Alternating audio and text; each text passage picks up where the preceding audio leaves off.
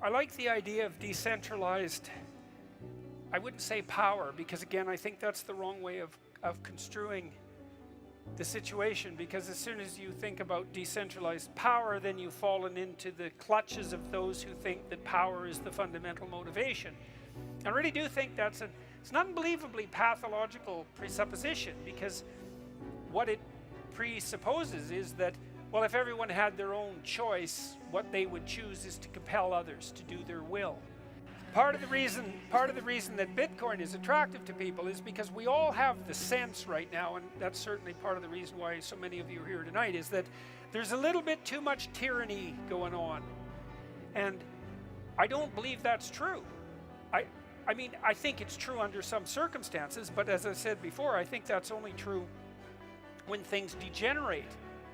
Because I don't think that we find our highest meaning in the compulsion of others to do our will. And I don't believe that we can find the meaning that sustains us in life by forcing others to grant our short-term wishes. I think that's an extraordinarily counterproductive way to live. And that's the collusion of large-scale enterprises at the top. And so there are attempts to push back on that by developing decentralized systems. And the idea that we could develop a decentralized standard of universal value, which is what money is very interesting idea. I've done what I could to think through the Bitcoin proposition, and it makes sense, but that doesn't mean it's right. But it's certainly not effective enough so that it's the dominant human strategy, not by any stretch of the imagination. It's not even the dominant chimpanzee strategy. It isn't the distribution of power that's the advantage to decentralization. It's the distribution of destiny and responsibility. And I think that the fact that psychopaths fail is evidence for that. Right? Psychopaths are people who have the proclivity to use instrumental compulsion on others. For a psychopath, you're the source of whatever gratification can be extracted in the short term. And that looks like it's a more effective evolutionary strategy than laying at home semi-conscious in your bed. Part of the reason that Bitcoin is attractive to people, part of the reason that Bitcoin is attractive to people is because we all have the sense right now, and that's certainly part of the reason why so many of you are here tonight, is that there's a little bit too much tyranny going on. And that's the collusion of large-scale enterprises at the top.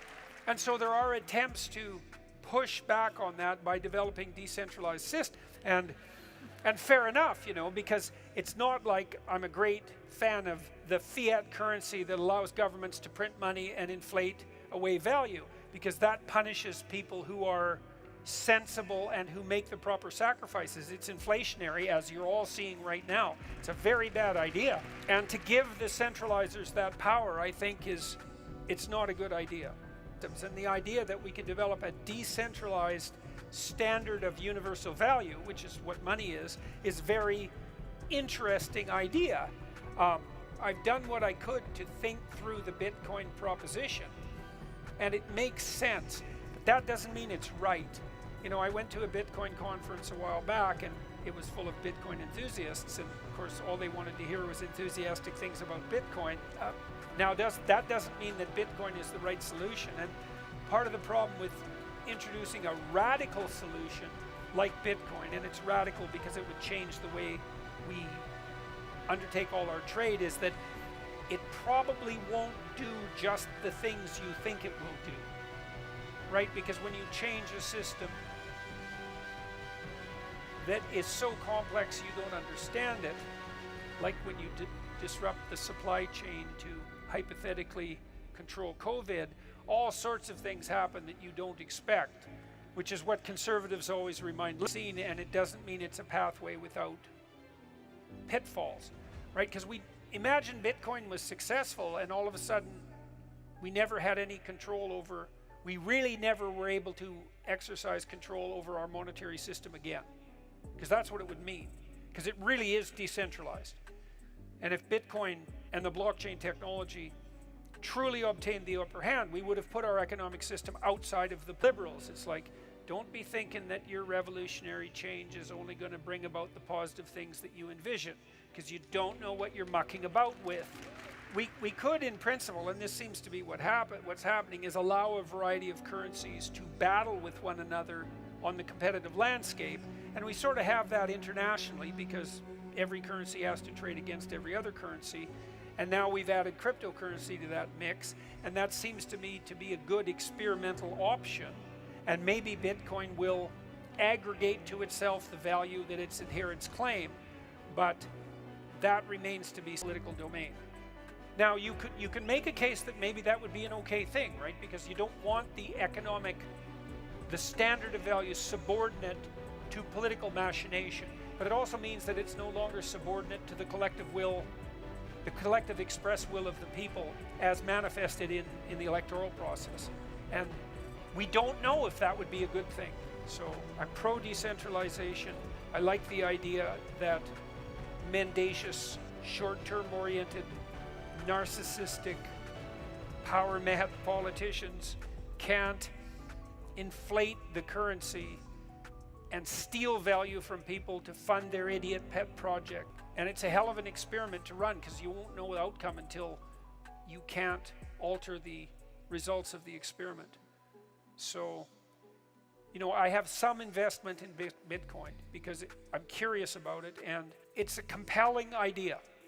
It's a genius idea, but that doesn't mean that it's destined for success. But, you know, revolutionary changes usually bring about radically unintended consequences. So, and I think that's why the marketplace is still toying with Bitcoin, you know, instead of rushing headlong into its embrace, let's say. So that's what I think about Bitcoin. All their currencies are going to continue to weaken. You know, the Fed took us into a steep nosedive, nearly crashed the currency when they took the interest rates from 280 basis points to 180 to 5 basis points on the 1 year. And then they pulled up and they brought the interest rate from 12 basis points up to 470 basis points on a 1-year treasury in 12 months. To stick, loosen up a bit, otherwise they're going to crash every single economy. And as they do it, we're going to see more inflation. That inflation is going to continually be a marketing driver. And the combination of those three things are going to play out against the new reality, which is Bitcoin is the only digital commodity. It is the only crypto asset. But I have the humility to know that I can't change those things through a full frontal attack. I can just become a puddle of blood in front of the tank or in front of the wall. Satoshi gave us something, a place where we could win, and a strategy we could win. And the strategy is withdraw your economic energy from the currency, which is the rigged system, and move it into a currency which is to your benefit. There is no second best crypto asset. Overregulated, you can work as hard as you want, but at the end of the day, you can't succeed, and the solution is go on strike and withdraw from the economy to Galt's Gulch. And John Galt's solution is you should withdraw your labor from a corrupt economy.